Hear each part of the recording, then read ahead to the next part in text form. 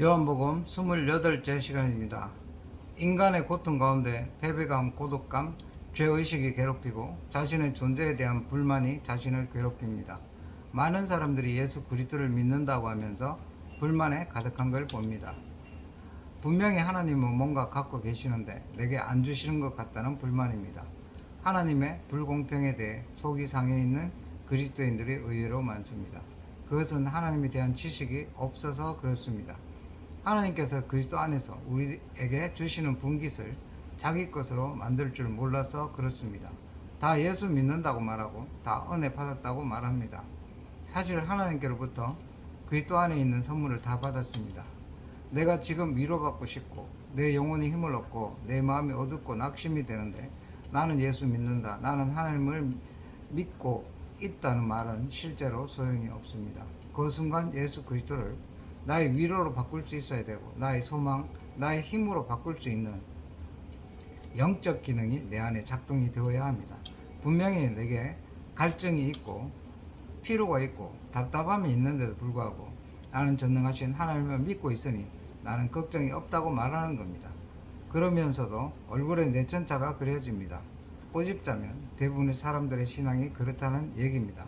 왜 그러냐 하면 하나님의 말씀을 듣는 훈련이 안 돼서 그렇습니다. 하나님의 말씀을 전파할 때 어떤 사람만 히어링만 하고 그냥 소리 나는 대로 들어보는 겁니다. 사람들이 집회를 마칠 때 목사님이 오늘 이런 말씀 하시는데 말씀 굉장히 좋았습니다.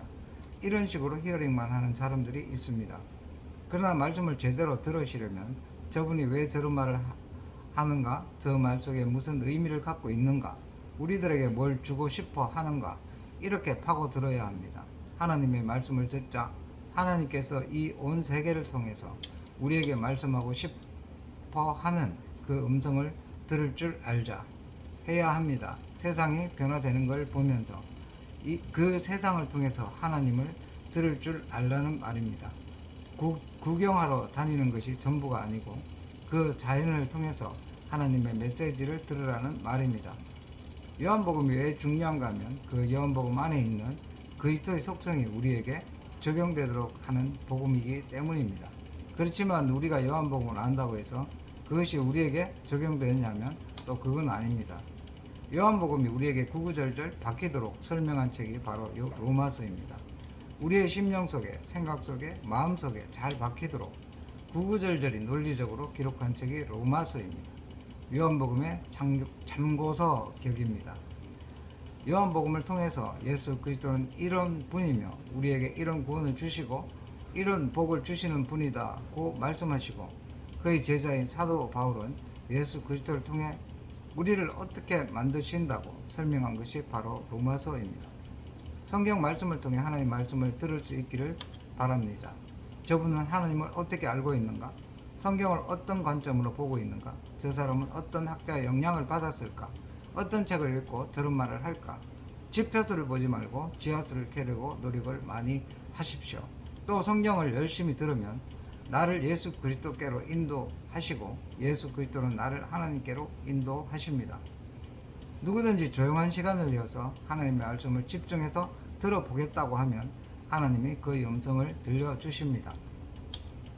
하나님 자신을 들리게 하십니다. 하나님은 우리의 목소리를 듣는 게 아니고 우리를 들으십니다. 우리도 하나님의 말씀을 듣는다고 하기보다는 하나님의 인격, 속성을 들어야 합니다. 우리는 하나님을 듣고 하나님은 우리를 들으셔야 합니다. 부모가 아이에게 떠들지 마 했다면 떠들지 말라는 음성만 듣는 게 아닙니다. 떠들지 마라 하시는 부모님의 마음을 듣습니다. 그렇듯 우리가 주님의 말씀을 통하여 하나님을 듣고 하나님의 말씀을 통하여 우리를 드리고 이렇게 되어져야 하는데 대부분의 사람들이 히어링만 하려고 합니다. 하나님의 말씀을 리스닝 하십시오. 그런 사람은 성령님의 음성을 듣고 하나님을 듣습니다.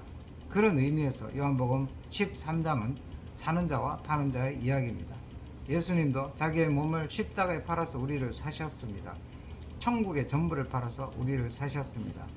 마태복음 13장에 밭에 묻힌 보화를 발견하고 모든 것을 팔아서 그 보화를 샀다는 것은 예수님 측에서도 그렇게 하셨고 우리도 똑같이 전부를 팔아 사드려야 된다는 것을 가르치십니다. 근데 가룟 유다는 그토록 우리를 사드리기를 원하는 예수님을 마땅히 그도 사드려야 함에도 그만 예수님을 팔아먹어 버렸습니다. 예수님을 철저하게 자기의 목적을 위해 사용했습니다.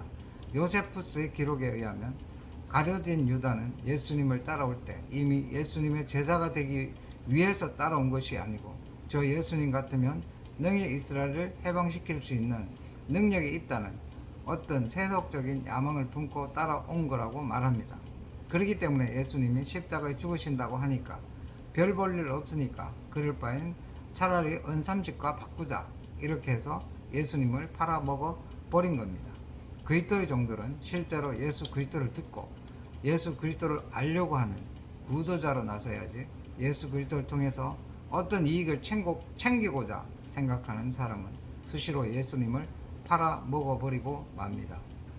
한국 교회도 비어질 교회가 되고 있는 것은 계시록의 현상이며 라오디게아 교회 같은 교회는 미혹이 뭔지도 모르는 가운데 그들의 일에 충성을 할 것이지만 헤이번 여자의 교회와 두 증인은 그 날에 이르도록 주 예수 그리스도와 진리의 성령을 증거하게 될 겁니다. 다음 시간에 이어서 하겠습니다.